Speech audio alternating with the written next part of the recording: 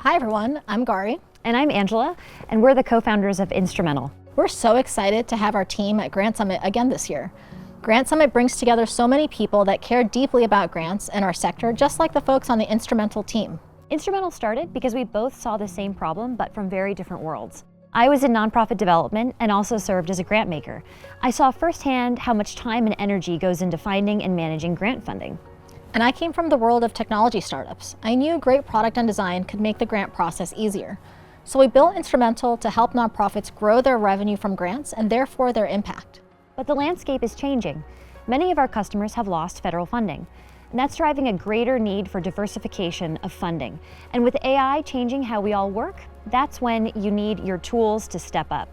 Right now, here at GrantSummit, we're unveiling the next generation of AI-powered tools across the grant lifecycle.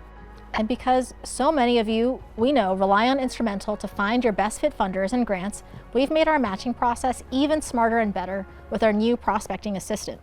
Stop by our booth to be one of the first to see it in action. See you there.